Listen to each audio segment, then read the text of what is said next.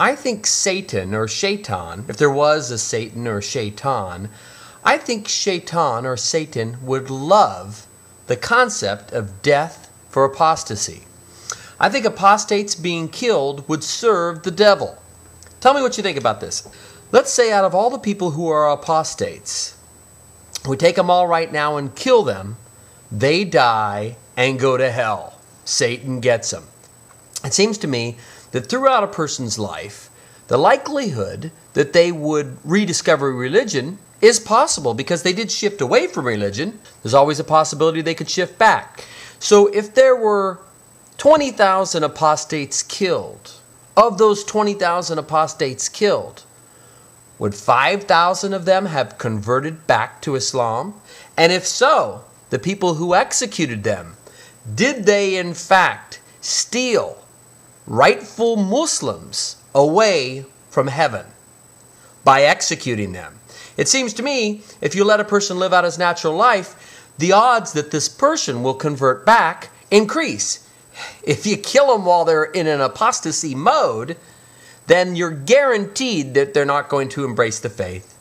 And per your religion, they're going to hell. So the only way to save them is to give them more time on earth to discover faith. I'm asking you, if you agree to killing apostates, are you making the devil happy by putting less Muslims in heaven and more potential Muslims in hell? Now, one other thing, in Saudi Arabia, for example, and I understand a person from Saudi Arabia told me, you don't hear about apostate executions very often because people don't come out like that. But if a Saudi was raised up, as all Saudis are, as Muslims, at what age do they start really thinking for themselves religiously? Maybe 14 or 15 years old, 16, 17, 18. They get a grasp of this religion they were raised into and indoctrinated into, and they decide, you know what, this religion isn't for me. Now that I'm old enough to think, I am an atheist or I am an agnostic. At that point, I wouldn't think they would technically be guilty of apostasy because as soon as they had a mental acuity high enough to make a decision, they chose atheism or agnosticism.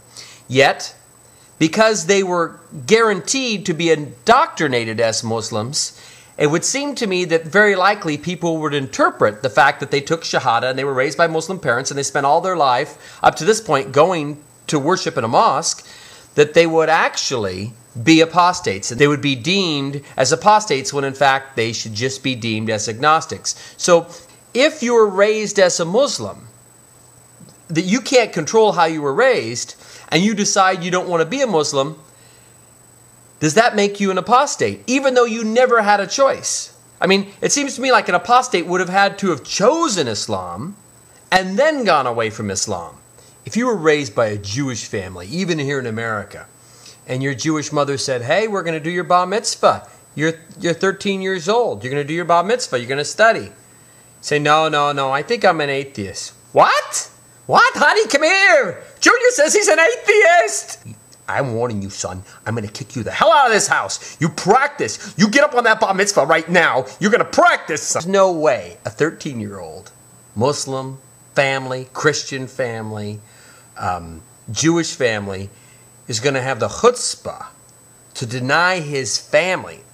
Most kids would say shahada or do a bar mitzvah or get baptized to watch cartoons, just under the threat of no television. Now death? Come on.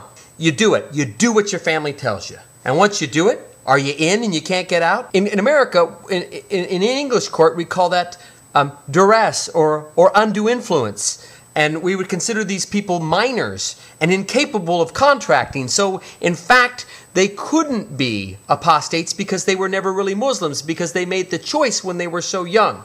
Is that true?